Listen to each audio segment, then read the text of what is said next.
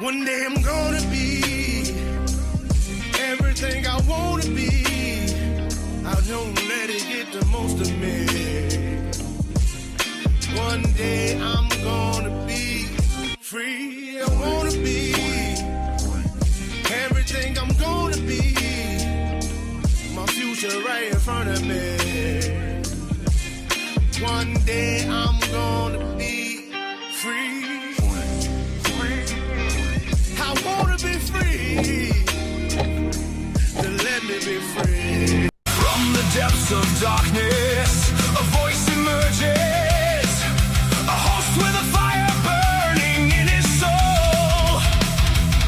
With a heart of steel and a spirit unbroken. He rides on two wheels ready to claim his throne. Amidst the chaos and the thunderous roar, insane wheels rise as a force to be reckoned with. Fueled by the power that only metal can bestow. He takes his stand, refusing to submit. Insane wheels hear his battle cry. A metal mayhem that will never die. With engines roaring, he paves his way. A legend in the making, day by day.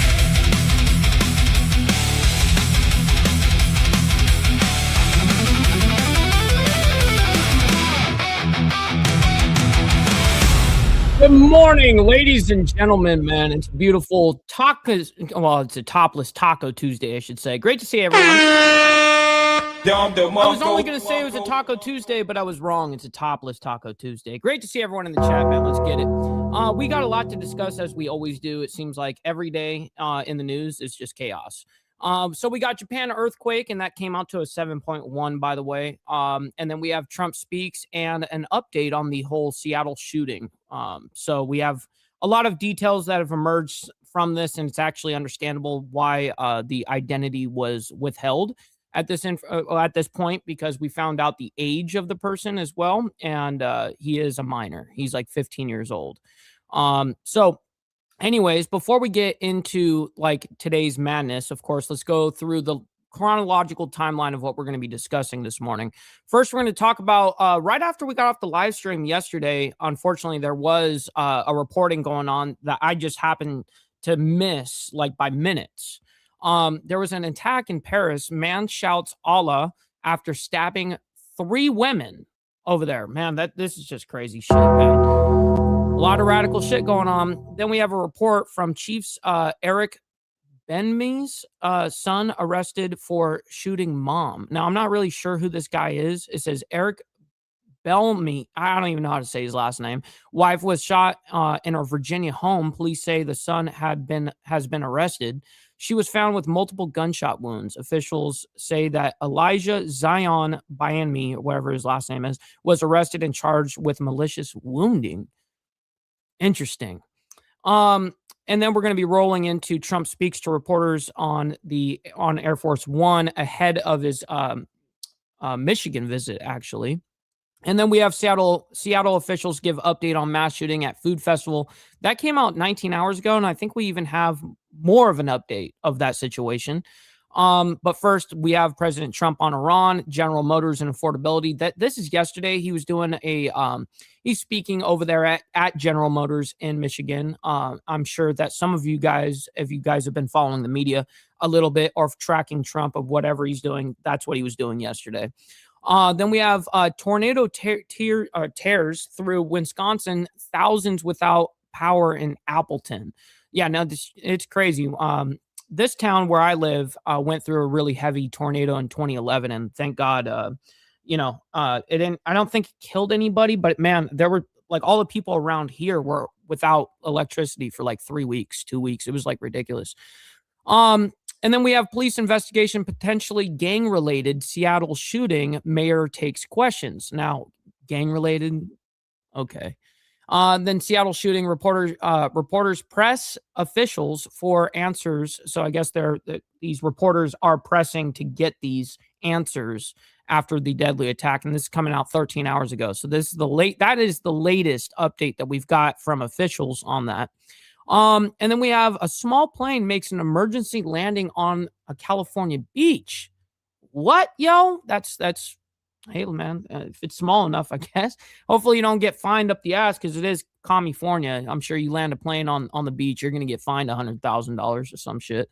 And then, of course, we have the 7.1 magnitude earthquake that shakes Japan near Tokyo, and injuries are reported. I actually have the numbers for you guys.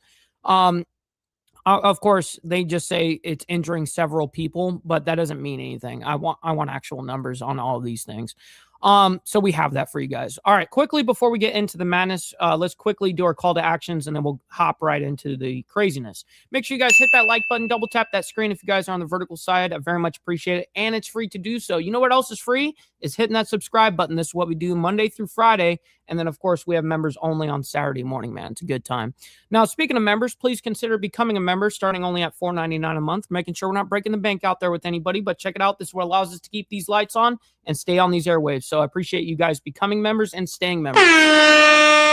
Side note here, follow my Instagram at BallValveTV, where I post everything behind the scenes of not only my life, but as well as the show, Millennial Food Time, breaking news, as well as politics, all that great shit. Also, we have a Discord server for all of you legends where we hang out as a community. But of course, what the best part about the Discord is not only just that, but we break news. We have a breaking news segment where I actually break minute by minute plays, especially in the regards to the shape shifting of the world with missiles and all of that kind of shit. So, and last but not least, all super chats, super stickers, gifted memberships, and membership signups are, of course, all going to be presented live and shouted out onto the show. But if you guys would like to skip that YouTube 30% brutal cut that they take from your hard-earned cash, we have these platforms that are scrolling around at any time. You can donate to those, and I get 100% of the proceeds. And of course, we'll be reading out loud anything that comes our way, just like a normal super chat. So I've got my email up or always be scanning. All right. Appreciate you guys. Good morning to everybody, man. I'm going to try to say hi to you all as fast as humanly possible, I guess, because we got a lot to cover this morning. We got Carney coming in with the first comment. Good morning to you, by the way. We got Motobomb Virginia as well. Good morning, and thank you guys from the coffee crew for the amount of support that you guys show over here on Insane Wheels, man. We got Prez as well. Good morning to you. We got Gary as well, and Naomi. Good morning to you guys. We got Rabbit of Chaos. That's right. Good morning. We got OG Steve Easy. Yes, sir. And Brother TNT. And So Loud, my man. Good morning. Red Lipstick. Good to see you, by the way. Happy Topless Taco Tuesday to you. Great to see you in the chat. Hopefully you're enjoying your morning so far. I definitely know that we are. Let's see. We got Virginia Chaos. My man, good morning to you. Always appreciate you hanging out with all of us crazy fucks over here. Let's see. We got Virginia Chaos. We got Vanguard Critters. Good morning to you guys. Let's see. We got Jamie. Good morning to you as well. We're scrolling our way as fast as humanly possible. I promise. We got No Grow. Good morning to you. And we got a raid. What? A Angry Casper raid? Is that what's going on over here? Good to see you, by the way, Angry Casper. Great to see you. Good morning. Good morning. Let's see. All right. Looks pretty much like we're almost caught up. We got Pablo as well. Good morning to you. All right. Let's get into the madness, man. We got a lot to discuss this morning and get through. So yesterday, right after we got off the live stream, like literally right after we got off the live stream, as soon as I hit end live, I looked at all the different headlines, and this one had just popped up, and I'm like, fuck, I missed it. Oh, Carney raided me. Gotcha. Thank you, Carney Vanguard, for the raid, by the way. You guys over there at the coffee crew are amazing. All right, so we're going to hop into the craziness. Welcome back to Live Now from Fox. I'm Stephanie Quinu. We are following some breaking news, and this is a live look from a scene there in Paris, France, after French police have detained a man after he attacked 3 women with knives in Paris. Why are you attacking women with knives? Why are you attacking women at all? You pussy. According to the Interior Minister, she says that the man attacked the 3 women who are 19, 24, and 36 years old, attacking the 3 women with 2 kitchen knives and severely wounded. What's up, RLM? Great to see you in the chat, by the way. We got some craziness breaking that's going on. I mean, shit, this is the very first story, and we got a lot to get through. Interior Minister, she says that the man attacked the 3 women who are 19, 24, and 36 years old, attacking the 3 women with 2 kitchen knives and severely wounding 2 of them. Now, there was... So she used 2 different kitchen knives, so she was dual wielding knives? Was video that was airing on X. It was verified by Reuters. It showed a man with long black hair wearing a cream tracksuit and wielding a large knife in each hand, stabbing and attempting to attack a young woman. It is unclear whether that specific woman was injured. And then there's another What's up, Charlie Rose? Good morning part to you. of the video that shows the same man lying on the ground, immobilized by bystanders with those two knives lying nearby. According to the man, he said, quote, "It is Allah who commanded me." So that is what the man. Oh, it was Allah that commanded him, huh? Listen, man, hit the like button, not for Allah, by the way. Hit the like button for Jesus. Feels ultra good to be a G. Double tap that screen if you guys are on the vertical side. Very much appreciate you guys. You don't have to like all this craziness, but you guys can like it for me and what we do here. So thank you for that. We got well over 200 people in here between both the live streams. And is quoted to have said as he was on the ground. The French Interior Minister said that the man had been detained by an off-duty police officer. Right now, the Interior Minister says the motive of this attack remains unknown, adding the police couldn't identify the attacker immediately, whose declarations they say. Hey, Randy, I'd love for you to point out what is fake right now that I'm presenting. I'm not giving you opinion pieces. I'm showing you exactly what's happening. So what's fake? Were incoherent while he was being arrested. The French National Anti-Terrorist Prosecutor's Office said it was weighing whether to open an investigation. So right now, the prosecutor's office is looking into whether this was a terrorist attack. We do know, according to this article from Reuters, that the man who attacked those three women said, quote, "It is Allah who commanded me." So we are continuing to follow this. What a piece of shit. Breaking news out of France. This comes after an attack in Germany. There was an attack at the Berlin Pride Parade, and German investigators say that that particular deadly attack was a terrorist attack. So we are following this breaking news out of France. Any additional? And of course, we're going to follow any story that we present. Obviously, we do our best to follow it. Unfortunately, they don't give any other details either, which is a letdown for damn sure. All right, let's go ahead and move on into something interesting here. I actually don't know how to pronounce the guy's last name, but Chiefs Eric Bieniemy's son arrested for shooting mom. This happened yesterday. Is showing. It says Eric Bieniemy's wife was shot in her Virginia home. Police say the son has been arrested. She was found with multiple gunshot wounds, and he's been arrested and charged with malicious wounding. All right, let's go ahead and bring this up quickly before we get into what Trump is talking about first. Let's do this. We are continuing to follow some breaking news. This is from TMZ right here, saying Chiefs coach Eric Bieniemy's wife it's the Chiefs was coach. shot at It's literally the Chiefs coach. home and suffered serious. I thought I didn't know what they were referring to when injuries. they said that. And a little bit more about this as we put up another social media post. This is also from TMZ, saying that the son has now been arrested for allegedly shooting What's up, Hardwire? Good morning to you, by the way. Good his morning. mother. So I did want to read just a little bit more on this, that the wife. Could you imagine like going crazy enough to shoot your own mother? Oh my God, dude. Of Kansas City Chiefs offensive coordinator Eric Bieniemy was shot in their Virginia home. That's according to ESPN. Police have said that Bieniemy's son has been arrested and charged. This is according to the sheriff's office, saying that the shooting occurred on Sunday in the North Park Division in Ashburn. Deputies responded at around 7:30 p.m. local time. They found a woman suffering from multiple gunshot wounds. Now, ESPN has identified the victim as 57-year-old Mia Bieniemy. Police say that she was taken to a nearby hospital for treatment of serious injury. So you're taking a look at the mugshot courtesy of the sheriff's office.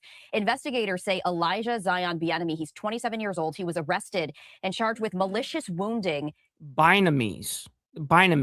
That's how you say his last name? Bieniemy? Use of a firearm in the commission of a felony and discharge of a firearm inside a dwelling. He has now been taken to the Loudoun County Adult Detention Center. He is being held without bond, and authorities have identified him as Eric Bieniemy's son. Now, Eric Bieniemy returned to the Chiefs earlier this year to resume his role. Oh, Randy, you're reminding me. Thank you. I was slacking, actually. Let me go ahead and light up. I was slacking there. You're right. Here we go. Back to as normal offensive now. coordinator. This is a position that he held from 2018 to 2022. He was the assistant head coach and offensive coordinator for the Washington Commanders during the 2023 season. And now the Chiefs have responded. They issued a statement today saying, quote, "The club is aware of the incident involving Eric Bieniemy's family. Out of respect for their privacy, we won't have..." Brother KP knows the deal. Shout out to my man. Good morning to you. A comment at this time. our thoughts and prayers are with them. So the investigation is ongoing. What are you talking about? This is counterclockwise tobacco. I don't know what you're talking about. Authorities say there is no threat to the public. And of course, any developments, we will share that. As Eric Bieniemy's son has been arrested and charged in a shooting, he is being held without bond. ESPN identifying the victim as his mother, 57-year-old Mia Bieniemy. Damn, his mom was 57. Jeez, crazy. All right. I'd like to actually find out if there was. I mean, there's obviously a motive there, but it'd be nice that we would actually find out what the motive was, why that happened. Anyways, so yesterday, Trump speaks to reporters on Air Force One ahead of his Michigan trip, his visit that he did yesterday. And we're going to show you guys what he did yesterday over there in Michigan in regards to General Motors. But first, let's go ahead and bring this up and see what he has to say quickly before he gets onto the main stage, essentially, right? Here we go. Welcome back into Live Now from Fox. I'm Ryan Schmelz. We're taking a live look of Michigan, where President Trump is expected to speak roughly around the 3 o'clock hour. In the meantime, he did speak on Air Force One just a short time ago. Let's go ahead and play that out. Do you have a question, Jennifer? Yes. On the Iran war, you've been frustrated with Secretary Hegseth because of the advice he gave you early on What's up, Miss Lotus? By the way, good morning and happy Topless Taco Tuesday. in the war and how it's turned out. I think he's done a great job. We've pretty much destroyed their military. They want to meet, and we're meeting. We'll see what happens. There's a chance we can. Should be there. Should be outside of the, if I had to guess, it should be outside of the chat, obviously. I think you might even have to exit out of the chat to see Make it. a deal. Without what we did, they wouldn't even be talking to us. They requested a meeting through their surrogates and directly. And we're meeting, and, you know, good things can happen. I guess oil dropped very big today. The stock markets, as of about an hour ago, was like through the roof. But no, they requested a meeting. They would not have requested it. Listen, stock market is not extremely through the roof right now. It's high, but you know, it's not the highest it's ever been, by the way. Meeting we were doing poorly. The only reason they want to meet is because we've been hitting them very hard. Yeah. And then oil going down, remember that shit is temporary. And then once strikes happen again, then, you know, oil obviously goes up. It reacts to not only emotion, of course, but it reacts to warfare. How much patience do you have left for the vote, sir? I have plenty of time. Plenty of time. Their whole shoreline's wiped out. What's up, Magic Man? And yes, I agree with you, by the way. Total shitty audio. And then we got Magic Man coming in with the 10 jewels, by the way, saying with the gold coin. Appreciate that, by the way. Making it rain in the chat, my man. The Strait is in very good shape. And we're talking right now. You know, they wanted to talk. And then people said, please don't shoot last night, the night before, 2 nights. Don't do it. You know, we're having good talks. So we'll see what happens. I think there's a good chance that something could happen.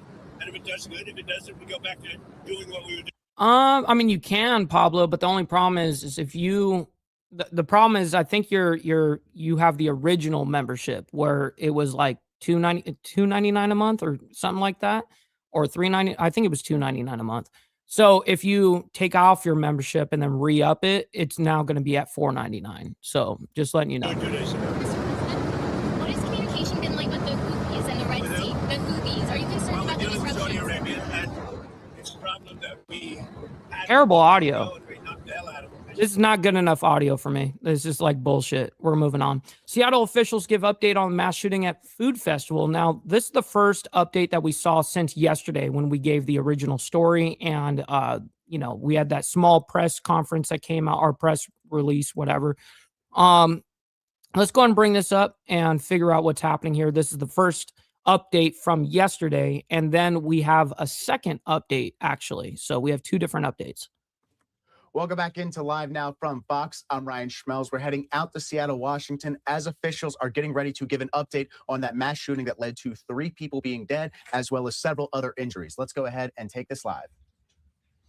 I think that's a mayor right there.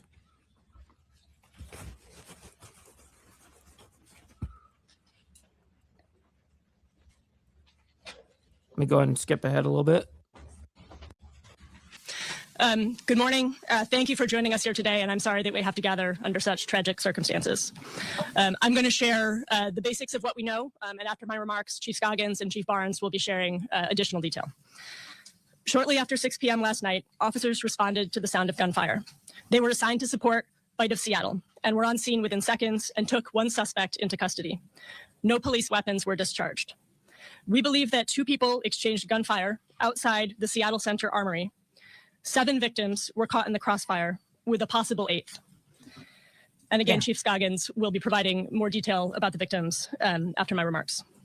A 19-year-old man, a 44-year-old man, and a 56-year-old woman were killed. 2 died at the scene, and a 3rd passed away at Harborview Medical Center. Official identification will come from the King County Medical Examiner's Office. The Seattle Police Department detained a 15-year-old juvenile in connection with the shooting. The teen was booked into the... Okay, so what you guys just heard right there is that's the reason why they were withholding the identity of the shooter, was because he is 15 years old. Official identification will come from the King County Medical Examiner's Office. The Seattle Police Department detained a 15-year-old juvenile in connection with the shooting. The teen was booked into the Judge Patricia H. Clark Children and Family Justice Center for investigation for firearms violations and first-degree assault. We believe this teenager opened fire in the crowd, but details are still under investigation. This individual will have a first appearance court hearing at 1:30 p.m. today. And again, we have not formally arrested anyone for investigation of homicide. We appreciate your patience, and we are releasing information when we can. Please remember that we are only 17 hours into this case. I know there have been a lot of questions about this, so I do want to briefly address the timeline last night. At Seattle Center, we had an active investigation ongoing, including continued search for a possible second suspect. SPD conducted a briefing with elected officials online at 9 p.m., including many people standing here today. We were advised that it was better for me and others not to be on the scene. Once it became clear that SPD was ready to brief the press, I, the governor, Congresswoman Jayapal, made our way rapidly to Seattle Center so that we would be able to be there to share that information with you all. What are we doing right now? So right now, this is an all hands on deck response. Investigating this tragedy has been taken on by nearly every part of our police department. Our Human Services Department Victim Advocates team is working with SPD to support the needs of the victims and their families. And we are so grateful for their incredible work and dedication. Two victim advocates work alongside SPD detectives in the Violent Crimes Unit to help survivors navigate the criminal legal system, understand their rights, and gain access to crime victims' compensation, among other resources. Community Passageways is reaching out to the affected families immediately and offering in-home support to help families to understand and navigate hospital, legal, victim support, and other systems. The organization is also convening an emergency meeting to assess the possibility of retaliation, identify ongoing safety concerns, and help the people involved to navigate those risks. Support is tailored to each family's circumstances. Our immediate priorities are to help families remain safe, reduce the risk of future violence, and make sure that they have practical and emotional support during the first days following the shooting. I want to acknowledge that this has been an especially tough week here in Seattle. Thursday night, there was a shooting near Aurora in North Seattle, again in Capitol Hill on Friday night, and now at the Seattle Center last night.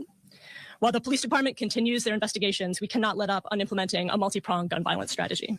We know that gun violence can be prevented. Evidence-based strategies have proven results in cities across the nation.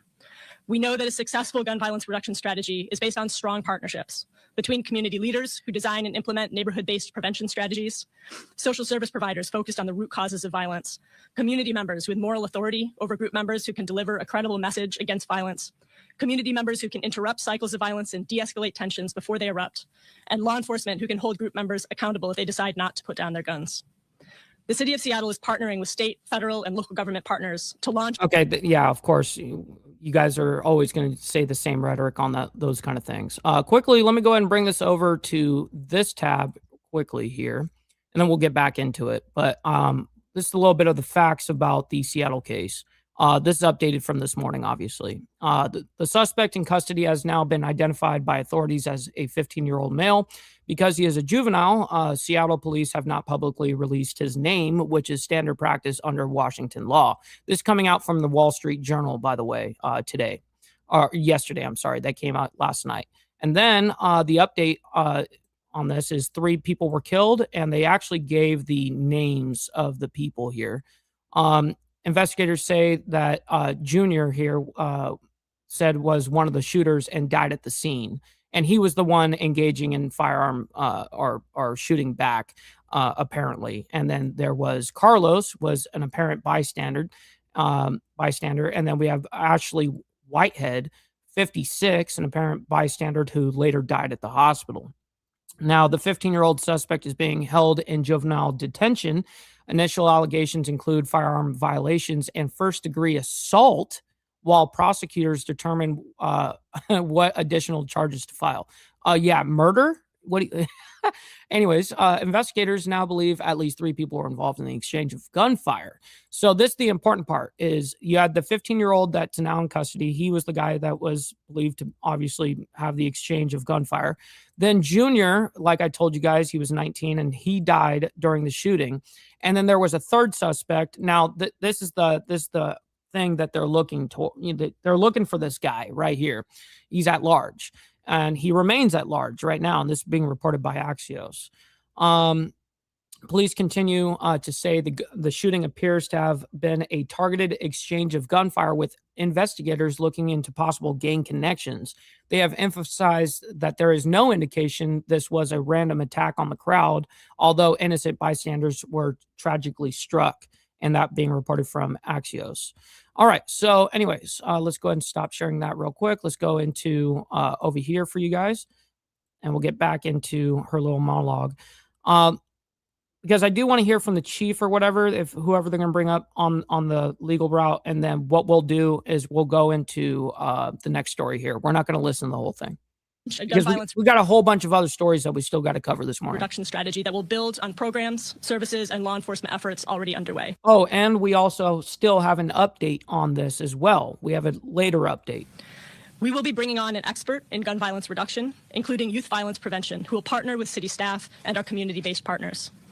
Chief Barnes and the Seattle Police Department will be implementing near-term strategies to amplify our summer efforts, and I'll let the chief describe those momentarily. We are committed to working in impacted neighborhoods across our city, from Rainier Beach to the Chinatown International District and Little Saigon, to Capitol Hill, to North Aurora, to address both the immediate impacts and the root causes of gun violence. And I also want to express appreciation for our City Attorney Erica Evans for her leadership in beginning to use extreme risk protection orders to take guns away from people at high risk of committing violence. No one should have to fear for their safety or their life before attending an event, gathering with friends, or experiencing our city. No parent should have to worry that their kid won't come home at the end of the day. My heart is with the victims of last night's tragedy and their families and everyone who is suffering for their loss. And I also know that many people who were not physically injured will carry what they experienced yesterday with them for a long time. The terror and the trauma of gun violence reaches far beyond those who are struck by the bullets. I want to express profound gratitude to our police officers who were on the scene and responded immediately and with care and decisiveness, and to everyone at the Seattle Police Department who has been working nonstop since this tragedy occurred. And okay, so she's not going to give anything else after that. So let's go ahead and bring up this guy right here. Hold on.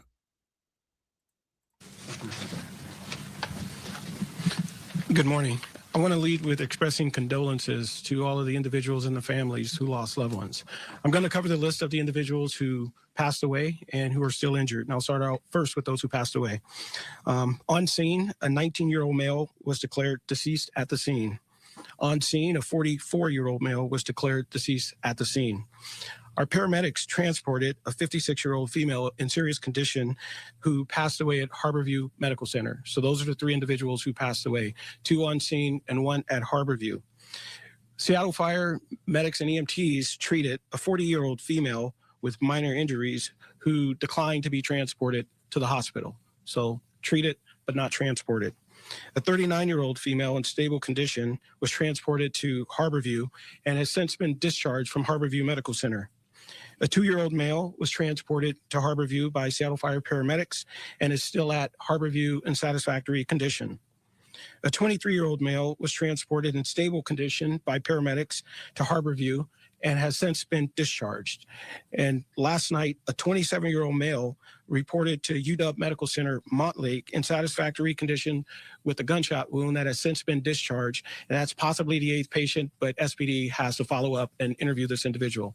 Now I'll pass it to Chief Barnes. Okay, now we get to hear from the chief. Certainly last night was a tragedy. It's becoming all too familiar in this community and many communities as well. Any loss of life due to gun violence is unacceptable, as is the terror it causes our community.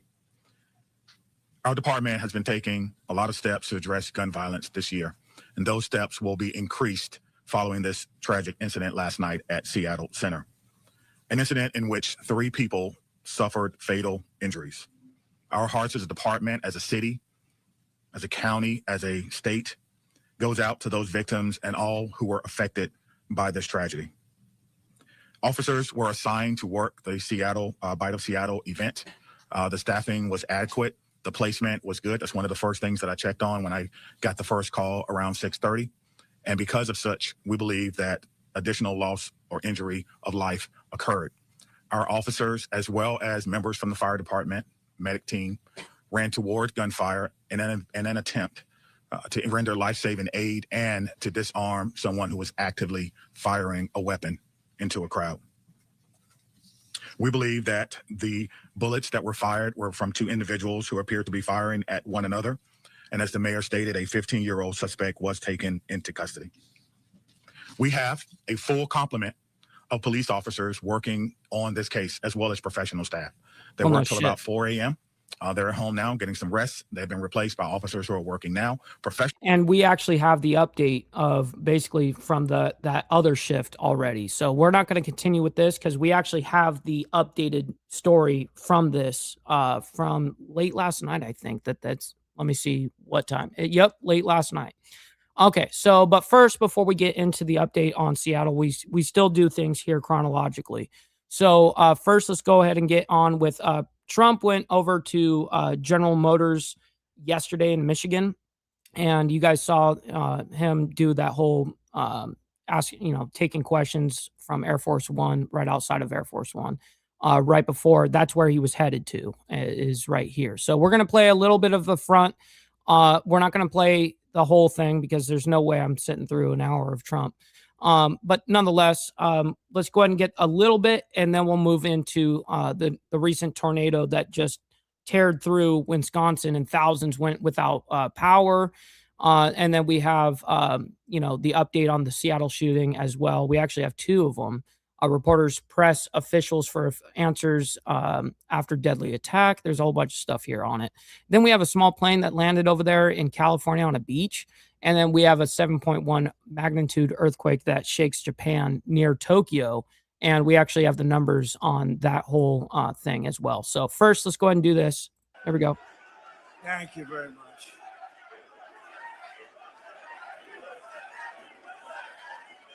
Well, thank you very much. It's an honor to be back. I love this place. I won this place. It's beautiful. This beautiful state. We won by a lot. Great to be back in Michigan. And hello to the men and women of General Motors. And before we begin, I have to say, so I had a wonderful father, right? And he was a hard worker. He was in the real estate business. And for him, super luxury. This is the only way. He didn't want planes. They didn't have planes in those days, I don't think. He didn't want anything. You know what he wanted? A Cadillac every 2 years. This was to him. This was to him the sign of luxury. This was the greatest thing. And he got every 2 years, like you could count on it. You could set your clocks by it. And by the way, speaking of that, let's get rid of daylight saving time stuff, okay? We have a bill in. Hopefully the Senate's going to approve that one. The House of it went through the House, and now talking about the daylight saving, getting rid of daylight savings time. Approved it, and we're going to get rid of that. Just to mention, it's called the weave, right? We always get back to the right subject, but anyway, I did. I had a father, his luxury Mary, his super. That's all he wanted. He just wanted a brand new Cadillac, and I have to tell you a little secret. He had it stretched a little bit. This way, he could be his own chauffeur. He wouldn't have to hire a chauffeur. He could drive it himself, or he could have somebody else, but he could also drive it himself. Just get to it, Trump. Come on, motherfucker. A few moments later. You ever hear that? This could be a new concept for a car. But I had a wonderful father, and he loved Cadillac, and I'm thrilled to be back in this beautiful state, and I'm honored to be the first sitting president to visit one of the most storied places in the history of American automaking, and that's the world-famous General Motors Proving Ground. Now, we just got back. We watched some cars, and they are beautiful cars. But what's up, Mountain Woman? Great to see you, by the way. Happy Topless Taco Tuesday to you and everybody, by the way. Great to see everybody. And by the way, we have well over 450 people in here between both the live streams. Listen, there's a lot of craziness happening around the world. I don't ask you guys to like it for that reason, but hit the like button and double tap the screen on the vertical side for what we're doing here on Insane Wheels. So thank you for that. All right, here we go. I was very also impressed with that. Was the largest piece of asphalt I think I've ever seen. I've seen a lot of big asphalt, but I've never seen one that big. I said, you got to be kidding. But over 100 years, General Motors carved a 5.5 mile test track out of Michigan Earth and built a crucible for American cars that would change the world. And that's what happened. You have changed the world. And maybe more importantly, you have made a comeback like very few companies. You are doing really well. And Mary and your whole group have done a fantastic job. They love their cars. One of the top executives I just met, he was showing, he said, you know, sir, I just love the cars. I just love these cars. And I thought that was nice. This land bears the tire marks of every model of the legendary Chevy Corvette. It bears the scars of the first auto safety test, and that was probably pretty tough. And ever since the presidency of the late, great Ronald Reagan, who in all fairness... What's up, Trucker? Great to see you in the chat, by the way. Shout out to Ireland. ...who I liked, but he did allow our cars to disappear into Japan and other locations. We cannot do it. We love him. But on trade, Trump is much better, much better. But this facility is proudly designed, built, and tested. The presidential limousine, affectionately known as the Beast. Have you heard of it, Mr. Mayor? I want to thank the CEO of General Motors, Mary Barra, as well as the president, Mark Royce, and the entire leadership team. Mark, really great job. The whole leadership team, the job that you've done over the last number of years especially has been incredible. And it's a display of speed and skill. Horsepower goes into these cars, and everyone's talking about General Motors, including me. That's why I'm here. And more importantly, thank you to the auto workers, the technicians, the mechanics, the welders, the engineers of General Motors, because there's no finer group of people. And it was workers like you who built this country, and now it's the men and women like you who are making it bigger, better, richer, and stronger than ever before. We are doing unbelievably well as a country. We're building more auto factories and more plants than at any time in the history of our country. And someday the fake news is going to be writing stories about it. They don't like to write those stories. That's why they call them the fake news. But for decades, the auto workers and manufacturers of this great state were sold out and betrayed by globalist politicians and corrupt special interests who let other countries steal your jobs, pillage your factories, and loot the crown jewels of American industry from Detroit and all over our country. They were ripping us off, not only in the auto business, but in many other businesses. Every president before me promised to stop it, but none of them did anything. They did nothing. But now, at long last, Michigan finally has a president who stands up for Michigan auto workers and puts America first. You know, you had a leader, I don't know if he's still with you, Sean Fain or something. This guy was bad news. I never spoke to him, never saw him. He was a Democrat. He thought that Biden or Kamala would be wonderful. You would have, Mary, I hate to say it, you wouldn't have an auto industry right now if they got elected. You wouldn't have an auto industry. But shit, what up, 5150 Boomer? Great to see you in the chat, my man. Good morning. I don't know what happened to the guy. Somebody said he got fired, but I can tell you, the people that count, those people love Trump. Because I've done more for you than your parents, okay? Your parents are good. I'm not going to... He said, I'm doing shit. I'm doing more than your parents did for you. Shit, this motherfucker. Knock your parents, but I have been better to you than your parents. That I can tell you. And they would agree with me. Wherever they may be, they would agree. Today, I'm proud to say that the auto industry is back and America is back, and it's pulling Detroit and Michigan along with it. Our country is so successful, it's pulling it along, but you have some great representatives that are going to become governor, senator, congressmen, women, but you have some great people. I'm going to mention them in a second, because under Sleepy Joe Biden, hold it. What's up, Greg? Good morning to you, by the way. Happy Topless Taco Tuesday to you. Hopefully you're enjoying the morning so far. What's better, Sleepy Joe Biden or Crooked Joe Biden? Let's go. Sleepy Joe Biden, Crooked Joe Biden.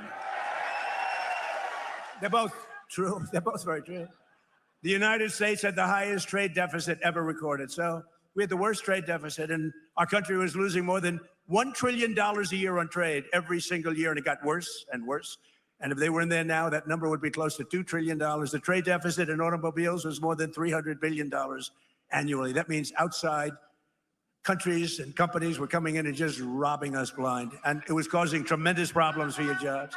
But now all of that is changing because I placed historic tariffs on foreign producers and manufacturers, including a 25% tariff on foreign automobiles, something that no other president had the courage to ever do.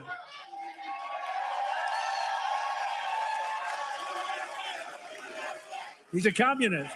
And don't worry, we've already given 8 minutes of this. We're going to give maybe a couple more minutes, and then we have to move on. We still got many stories to get through. He's a communist.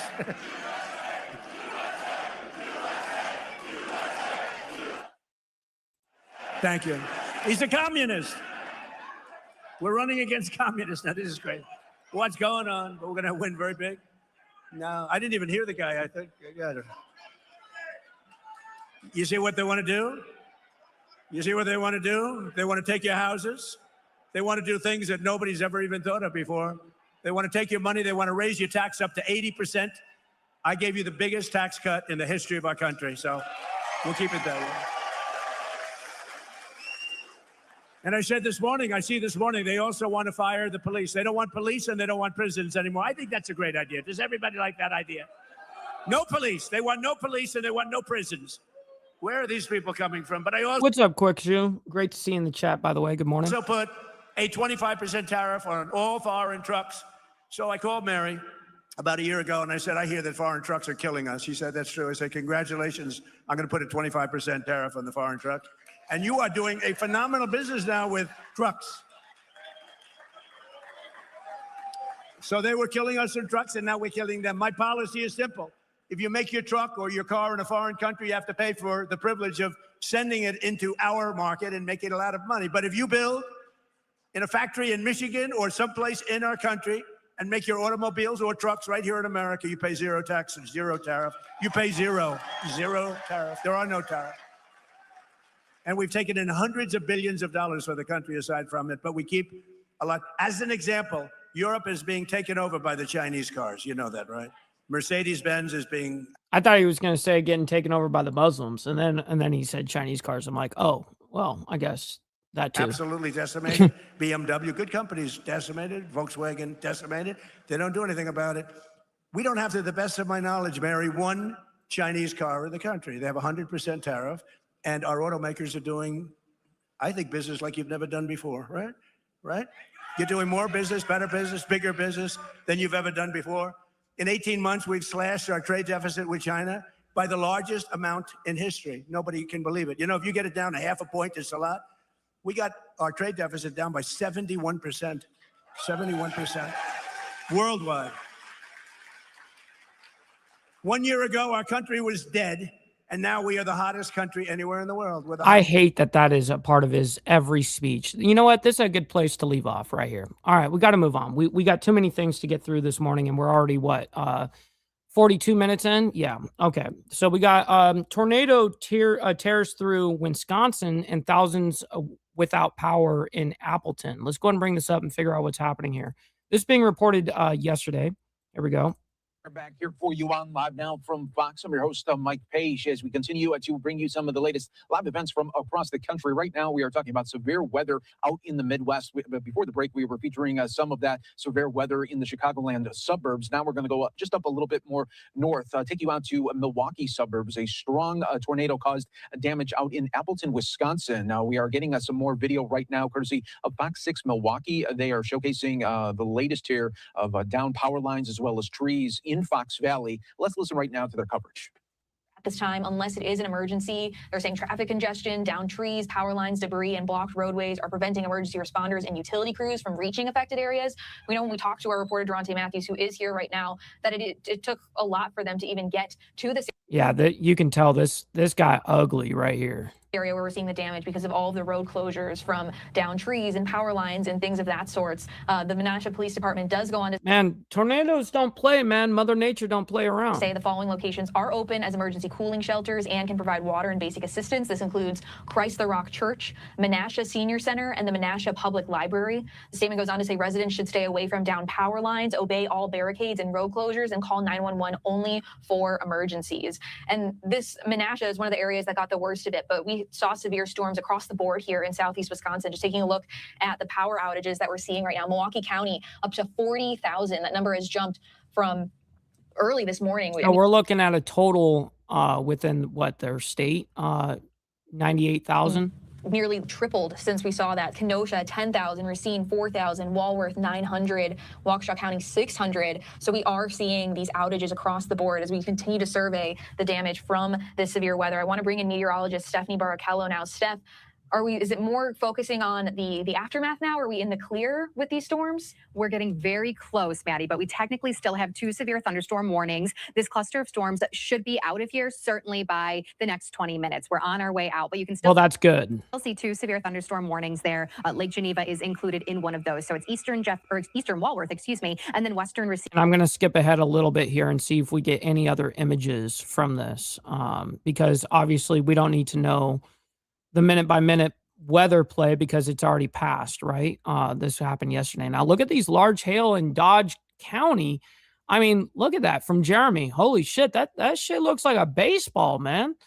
Yeah, that's some big-ass hail, dude. It's just been, again, a really active day with the fact that we have they got had other 2 rounds of images. severe weather. Their Right here, service in hold on. Green Bay. We're planning on going out immediately to start surveying. It's probably Oh, going to take shit. some time for us to get Oh, confirmation or an official rating, but let me see if there's anything new from their National Weather Service Oh, that one tore it up. chat. Let's see.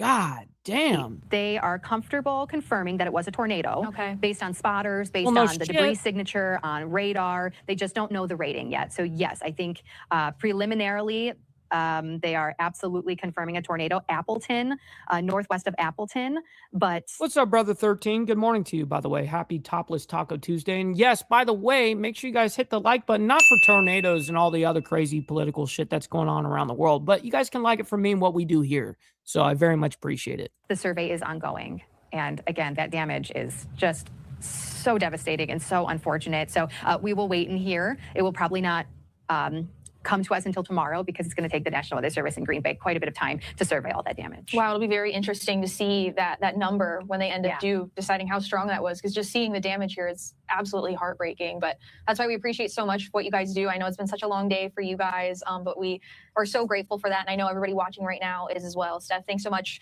for joining us on the live desk. So, of course, what we're going to do is if anything comes out from any of these stories, of course, we do our best to follow them. All right, we have to get into the next segment here. We have the updates now regards to the Seattle shooting. So we do have a couple of things actually on this. But so before we get into it, we haven't done any of our actual cutscenes. You know, we got to do a little housekeeping around these motherfuckers. Man, motherfuckers talk all the shit they want. But you see me, I'm sitting up here snacking on this big ass sandwich, not getting a fuck. Kiss my dick, motherfucker. And I absolutely think that everyone should be embracing their fuck ups. Don't beat yourself up over past mistakes. You are going to fuck up again in the future, quite possibly in a most spectacular fashion. Why worry about yesterday's fuck ups when you have tomorrow's fuck ups to look forward to? You are a fuck up, and fucking up is part of your growth process. Embrace the process.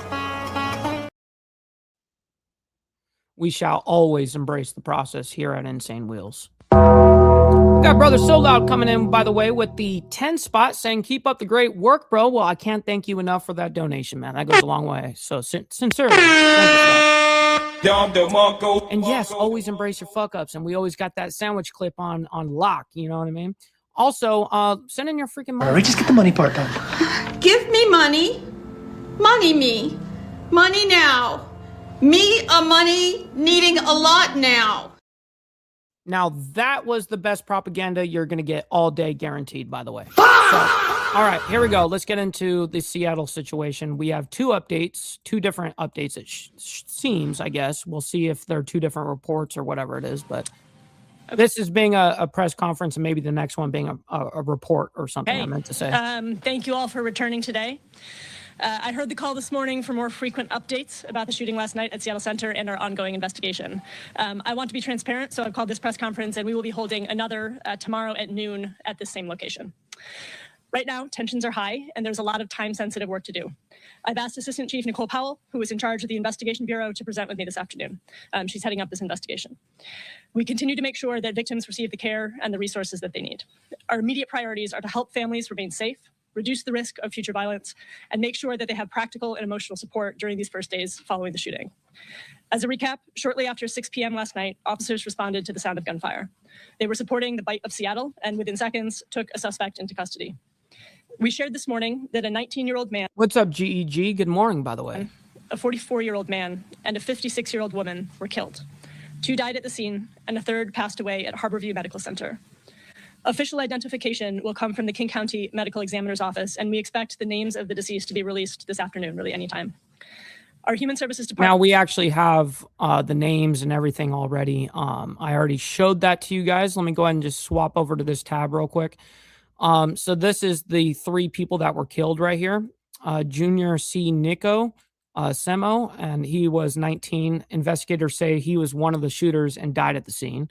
Then we have Carlos Israel Sanchez, whatever. He's 44. And he's an apparent bystander. And then Ashley Whitehead is 56, an apparent bystander who later died at the hospital. Now, there is a third suspect because the people that actually did the firing was a 15-year-old that's now in custody. That's why they were not sharing the identity of this person. Now, I wish at the very top of the thing, yesterday and the days before when all of this was like breaking, what they should have done is just said, we have a underage person in custody and we can't release the identity because of that. Then everyone would have been like, okay, cool. But instead they're just like, I can't answer questions about it. And so it makes you think, okay, well, what are you fucking hiding? So anyways, it did come out that it was a 15-year-old that is in custody. He was one that was involved in the shooting, as well as Junior, who died at the shooting. He was also returning fire or shooting, but whatever, at the 15-year-old.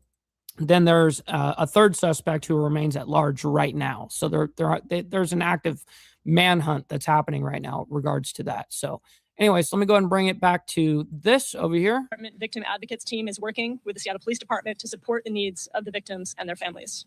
We are so grateful for their incredible work and dedication. We now know that at least 2 people exchanged gunfire outside the Seattle Center Armory. 1 is in custody, and a second has been identified as the 19-year-old deceased man. This is new information in our ongoing investigation. Police continue to look for a third possible suspect. And please, we're still seeking more information. So if you have information, call the tip line at 206-233-5000. What's up, Papa D? Good morning to you. Our next steps in this investigation include reviewing bullet casings, investigative interviews, following leads that come in through the tip line, and reviewing any available camera footage. While the Seattle Center cameras were not located where the scene of the crime was. Oh, shit. Real quick, we got Papa D coming in with the 420. By the way, we always appreciate you, my man. Saying late, but still lit. Yes, sir. Appreciate you making it rain in the chat, my man. Good morning and happy Topless Taco Tuesday. Next steps include looking at the video to see if they offer any new information. Let's get the likes up, everybody. As we're aware, the Seattle Police Department detained a 15-year-old juvenile in connection with the shooting. And this individual had their first court hearing at 1:30 p.m. and remains in custody. The scene at Seattle Center has been cleared and the grounds are open today. I want to acknowledge all of the Seattle Center staff who've been looking after folks and cleaning up. From across the entire campus, from security to event staff and everyone who has had to respond and continue working, many often invisible in this work, and they're just as traumatized by what has happened as the visitors. The team has been unbelievable, working 20-hour shifts. So to our leadership and staff at Seattle Center, the city's gratitude is with you all. And I wish that they didn't have this super long diatribe just to get to the facts. It's like, hey, listen, we know that you're thankful for all the agencies that help you and, help solve all this, blah, blah, blah. Yes, we get it. You don't need to name every single person in an agency. And we're working great hours and doing all this. And fuck all that. Just tell us exactly what's happening, please. I also want to express profound gratitude to our police officers who've been working nonstop since this tragedy occurred. And no one cares, honestly, bro. Come on. Identify ongoing safety concerns and help the people involved navigate those risks. Thank you all for coming. We will continue releasing. That's all you had to say? Information as more becomes available. So nothing, no update. And so I want to turn it over to Assistant Chief Nicole Powell to share a few updates on the investigation. Okay, let's hear the updates on the investigation, please. I am Nicole Powell, the Assistant Chief of Investigations for the Seattle Police Department. I want to give you an update on the tragedy at the Seattle Center last night. This is all preliminary information, subject to change. This investigation is active and ongoing. Our detectives are working tirelessly on this case. At this point, we believe this could be gang-related. There were 2 groups firing in the area near the armory during the bite of Seattle. So they're saying that it could have been gang-related. Now, I wonder what makes them think that. We believe 2 of the individuals were associates with each other. This is the 19-year-old who passed away and the 15-year-old who was arrested last night. There have been a lot of questions about cameras. Our detectives are still collecting and reviewing video evidence from buildings around the area. Yes, I already announced that part, by the way. Literally just read that to the entire audience. Yes, see, look, here's the names of the people who were the actual people that were involved in the shooting is 3 different people. And then also 3 people were also killed, and one of them being the actual shooter and died at the scene. So appreciate you, but we're ahead of you. So anyways. Thank our officers who selfishly ran into danger, our detectives and professional staff who are working together on this investigation. These men and women serve Seattle day in and day out with pride and dedication. Again, I want to emphasize this information that I provide today is preliminary. Once we have additional information, we will provide it to the public. And if anyone have any video, seen anything, please call our violent crimes tip line at 206. Okay, so it sounds like that's kind of the only information that they are willing to actually spill out, is saying that it's possible gang relations, right? So now we do have an update on this. This is the latest update that we've got on this story. So let me go ahead and bring this up and figure out what this is. If this is a report of some sort or whatever it is, let's figure out what's happening here. Food festival turning chaotic after a shooting at the Bite of Seattle in the Pacific Northwest. And new information coming in today about this fatal shooting, saying there was a trio of suspects involved. We heard an update from the police and officials earlier today. Let's be joined right now by Fox 13's Dan Griffin on the ground. Dan, thank you so much for joining us. And people were out there enjoying some of the savory treats of this food festival, but those guns— Yeah, Adam, it drives me nuts. It drives me nuts listening to these guys fucking stroke each other. It's just, give me a break, dude. Just give the details of what's happening. Shots rang out. What do we know about who they're still looking for at this hour?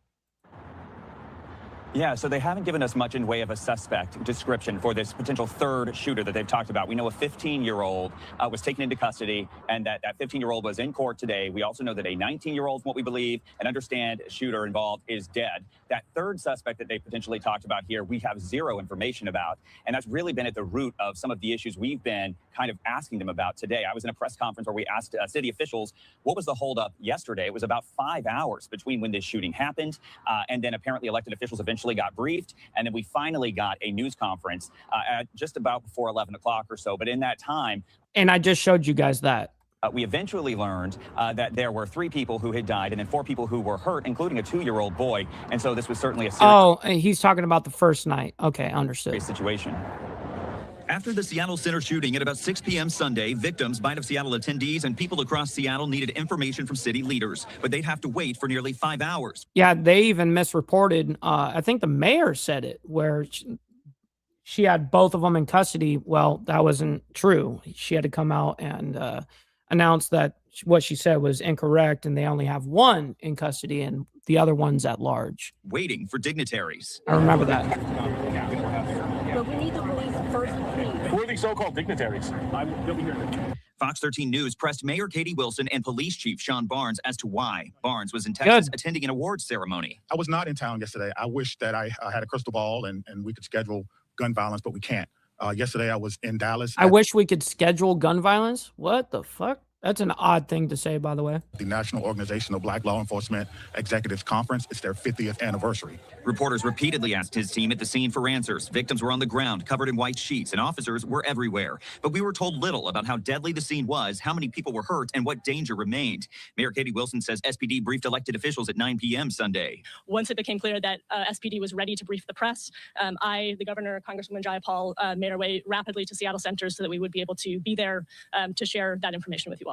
Fox 13's Lauren Donovan pressed officials further. Were we forced to wait nearly 5 hours for a press update, including Governor Bob Ferguson or U.S. Representative Pramila Jayapal? So you can say his office unequivocally did not tell you to wait? No, absolutely not.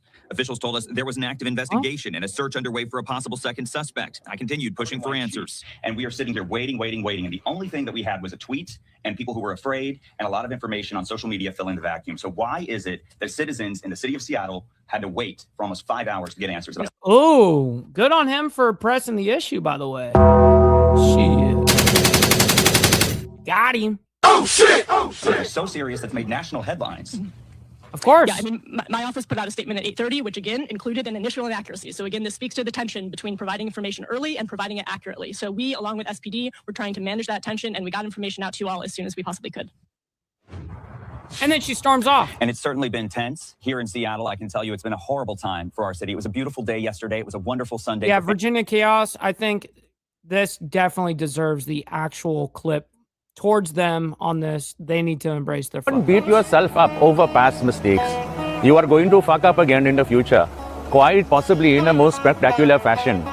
Why worry about yesterday's fuck-ups when you have tomorrow's fuck-ups to look forward to? You are a fuck-up, and fucking up is part of your growth process. Embrace the process. At this point, Seattle, just embrace the process. All right, here we go. Families to be out there. But even today, the police chief had a very tense confrontation after that press conference with a local reporter, and we had that. We caught that on camera as well. It was just something I've never seen before. Yeah, it's hard to fathom, and it puts potentially the community at risk. That's the heart of why we're looking for so much transparency. Did they give us any idea that the public might be able to help in search for the suspect that is apparently still on the run? Yes, so what they're looking for is any video or witness statements, anything that people might have captured that could help lead them to. It's crazy how we have video surveillance of everything. I mean, everywhere, every major city's got major flock cameras everywhere. I mean, we have flocked America, which we need to unflock, by the way. But we have all this shit, and you're telling me this you can't find this motherfucker at all? You don't even know what this guy even looks like, dude. A potential third suspect, but we don't even have a description. And I will say getting information so zero description far has been like a drip. So we had this press conference last night. We had one today that was very tense. Oh yeah, we are in overtime now. We still got a couple more stories to get through. So you know what they say about overtime? No tax on tips, no tax on overtime. Send in your freaking money, man. Absolutely. Denied. But I still love you guys. All right, let's go and do this. And we just had one at 4 o'clock. Hopefully they're going to continue giving us regular updates so we can give people more information and so that people in the community can then share any pictures, videos, or information that they might have. And can I ask you my last question, Dan, before I let you go, just for our national audience? They talk about the bite of Seattle and the food culture in Seattle, certainly unique in the Pacific Northwest. Can you share some insights into what the bite of Seattle is? Who goes there? What kind of foods? How is it bringing the community together in a big way? Yeah, so this is all set up right around the Space Needle at Seattle Center. It's an incredible area. It's beautiful in the summer. There's a big fountain there. It's kind of close to where the shooting even happened. But there are so many unique types of foods that you wouldn't find anywhere else from vendors who come in from other places. And so families love to go there in the summer, love to try these new tastes. And quite frankly, it's just one of those beautiful parts about being in the Pacific Northwest. You get to experience a Seattle summer and you just don't want to leave. It's that kind of a vibe. And so for something like this to happen there, it's just tragic. It's horrible. And I know there are so many people who are really feeling that right now. Yeah, you don't want to sour an event that the city is so very proud of. Dan, thank you so much. I appreciate your time pressing some very important questions with the officials in Seattle. Thanks again. And of course, we're going to be following these updates as they come out, of course, on any of these stories that we present. All right, quickly before we get into the thumbnail, which is the 7.1 magnitude earthquake that just happened over there this morning, over there near Tokyo. Unfortunately, Tokyo, Japan. It was a big one, and it did some massive damage, and we have that for you guys. But first, we got a small plane makes an emergency landing on a California beach. Oh shit, man. I mean, listen, I bet you California fined them motherfuckers over there like, hey, we're gonna fine you $100,000 for landing on the beach now because it's California. California. Well, what began in the sky ended with a plane on the sands of Huntington Beach. Sky overhead. My old stomping grounds. Just moments after the pilot made an emergency landing with a remarkable outcome. Fox 11's Laura Diaz live now with the latest from Huntington State Beach. Laura. Well, Glenn, it was a day of high drama here. She's right there in front of Tower 7. Wow, I know exactly where this is. Here in Huntington Beach, as you just mentioned, that Piper Cherokee that you see behind me made an emergency landing about 2:05 this afternoon. The problem started almost very soon into that flight, about 5 minutes in. I'm going to call in now the pilot and the passenger. We're joined now by Mike Bremner. Great job, by the way, pilot. Tell me what was going through your mind when you knew you were... Wow, they're actually interviewing the pilot in this situation. What's going on? Distress and made that call. I couldn't believe it was happening right away. The engines started to quit, and I thought, wow, this can't be happening. But we were taking off out of John Wayne Airport. The pre-checks were normal. And John Wayne, man, that's a interesting airport, and also because they have regulations that other airports don't necessarily have. Takeoff was normal. The tower was handing us off to SoCal approach to make our way up the beach to Van Nuys where we were going. The engine failed. We very quickly tried to restart it, a very common memory item. Yeah, I saw it come through. It didn't come through. It just shows pending, and it says exactly that, which is hilarious. I don't think it'll ever go through, bro. When we realized we couldn't start it, I pointed it to a place on the beach we could land and configured to land, and we landed.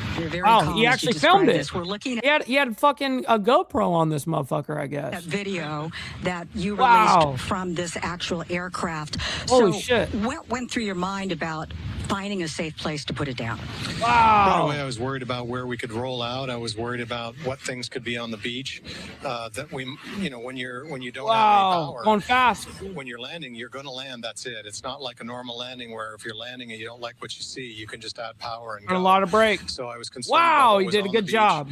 what we might hit and how it might turn out in the end, and we were very lucky. He did, yeah. I mean, very lucky that there was nobody, children walking from the parking lot and walking to the beach, because that is a trek. That is a little bit of a trek, but man, just lucky didn't hit anybody. Very lucky and a lot of skill. Griffin, you were there as the passenger. What was going through your mind? Because your uncle's at the helm. All you can do is sit there and think positive thoughts. Yeah. Well, initially, I know he's an experienced pilot of 40 years or 40 plus years. So I trusted his ability immediately, and I saw the precautions we were taking. So I knew everything would sort of be okay. Although when the engine first stopped, him being stressed out was sort of stressing me out. But then I thought about what was actually happening, and I started to enjoy it. Being a 16-year-old boy who isn't opposed to adrenaline, I found it kind of amusing. That might sound bad to say, but we got lucky. Yeah, hell yeah, it would be definitely thrilling to survive that and have zero injury, like zero. Everyone walks out like unscathed. That's awesome. And I'm grateful we're safe. All right, Griffin and Mike, we're both glad you're so safe. Real quickly, elevating elder dignity is your cause. We have about 10 seconds. Tell us what. That's a nice fucking plane, by the way. All right, we're good with that. So listen, we're gonna go ahead and move into the main part of what's being reported this morning. I put it on the thumbnail, as you guys can see right here. The 7.1 earthquake that happened over there near Tokyo. So quickly, let's go ahead and bring that up for you guys here. Give me a second here. We'll pull this up and see while I play this, I'll see if we have any other update from this. These looks are coming out of Japan right now. And you can see that it looks like a building. Now, I actually researched the current numbers of how many people either dead or injured, and I'm going to give those to you guys here soon. On fire here. I want to make sure that I have the right context for this, because earlier today we know that a 7.1 magnitude earthquake shaked parts of southern Japan, and yes, this is coming out of there. So they have a helicopter flying overhead trying to get some footage of some of the aftermath. Let me read some of this reporting courtesy of the Associated Press, which they are detailing the impact of this earthquake. So they say this: an earthquake registering a preliminary magnitude of 7.1 shook Kumamoto on. Hell yeah, guys! Let's get up to 100 likes. That'd be epic. We got well over 100 people in here between both the live streams right now. So let's get the likes up. Let's aim for 100. Japan's southern main island late Tuesday afternoon, and a tsunami advisory was issued. That's according to the Japan Meteorological Agency and what they had to say. Possibly, Papa D. See, the big thing that happened, I think it was like some sort of department store or a grocery store or some sort of building that collapsed, and there were people inside. And so that's that's going to be the main concern right now. But the AP also there is a lot of destruction, as you guys can see everywhere. Goes on to say that the agency said the tsunami advisory was for the nearby Araike Bay. I hope I'm pronouncing that correctly. So there is a tsunami advisory right there. Correctly on the western coasts of Kumamoto. about 560 miles southwest of Tokyo. So again, these are images coming out from a helicopter that is flying overhead some part of What's up, Tiffany? Good morning and happy Topless Taco Tuesday. Great to see you in the chat. It's been a minute. Great to see southern you. Japan after a 7.1 magnitude earthquake was registered on late Tuesday afternoon, so just a few hours ago. Japan's Prime Minister Sanae Takaichi, in a message posted on X, urged residents to avoid the coast. Yeah, I'm down for that, Brandon. I mean, the thing is I have just become so isolated in my content making. Like I have decided to like really allow everyone else to do their own thing and me to do my own thing, right? So that's why you don't see me on a whole bunch of panels and stuff like that. I'm in the chat though. I'll hang out with people, but Line where a tsunami of up to 1 meter we'll was talk about it. predicted. She said her government had set up a task force to gather information, assess possible damage, and prepare for rescue operations if needed. Takaichi saying this, quote, "We are putting..." Oh, shit, we got a Grillipus, my man. Good morning to you. Great to see you in the chat. And yes, it was a mall. Thank you, by the way, for that. He says it was the second floor of a mall there. Dozens still not accounted for. They lifted the tsunami warnings a little while ago, according to the report I was reading. Thank you for that, by the way. Yes, because this is the latest update that we've got on the quote unquote mainstream side, right? Now, of course, reports are going to be coming out faster and of course, but this is what I have to present. And yes, appreciate you letting me know about that. People's lives at the top priority, as she urged residents in the strongly shaken areas to use caution. And I have the updated in light of numbers. possible strong aftershocks. Japan's Nuclear Regulation Authority said no abnormalities were found at 3 nearby nuclear power plants from the quake. Let's stay on these images for just a little while longer and see what else this chopper footage is able to capture, possibly of the damage inflicted to some of these areas because of the earthquake. Oh, wow. They dropped it down to a 6.8. Interesting. It looked like that the original reports was like a 7.4 or 7 point something like that. And then they dropped it to a 7.1. And now they're bringing it to a 6.8. Interesting. Still massive. Okay, they're showing a little bit of aerial view. While they do that, let me get these numbers updated for right this second.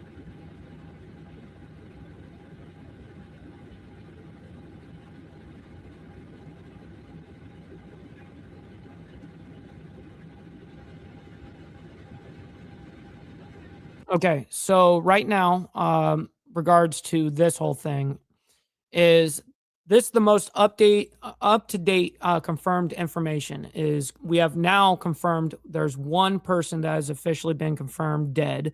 Earlier, right before we started the show, I looked up these numbers as well, and it says just an hour ago, confirmed dead, no official nationwide death toll has been confirmed yet.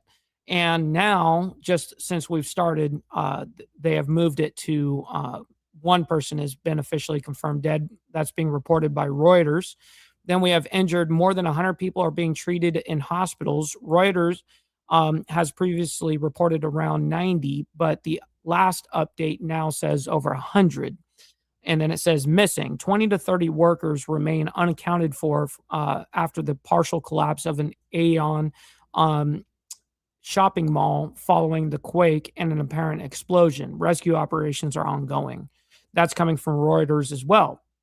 Yeah, so the casualty numbers are expected to rise because search teams are still working through the collapsed mall, and more than 100 aftershocks have already occurred. Wow. That's a lot of aftershocks right there. Several communities remain without power and transportation is heavily disrupted. Damn. That is very, very unfortunate. Okay, so let's go ahead and bring it back to this. See if we get any more from this. I think they're gonna show the mall or something. That's a crazy looking building. Whatever that is. Is it an overpass? I can't even tell what that is.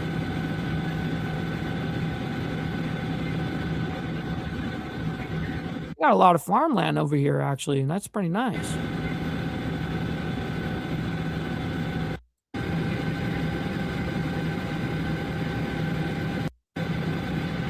Traffic jammed up like a motherfucker, of course. Let me go ahead and just bring down the volume. I don't need that blasting. I was hoping that they would show the actual mall with the collapse. Unfortunate. I guess they're not going to show it. All right, ladies and gentlemen, I can't thank each and every single one of you guys enough for the amount of support that you guys showed to the show. Hitting that subscribe button, hitting that like button as well, double tapping that screen. Listen, I can't thank you guys enough. All right, listen, we'll be back here tomorrow morning for more of the World's Menace as we continue down this truth-seeking adventure, of course. And listen, God bless you guys. We'll see you guys here very soon, and make sure you guys stay safe. Much love. From the depths of darkness, a voice emerges, a host with a fire burning in his soul, with a heart of steel and a spirit unbroken. He rides on two wheels, ready to claim his throne. Amidst the chaos and the thunderous roar, insane wheels rise as a force to be reckoned with, fueled by the power that only metal can be.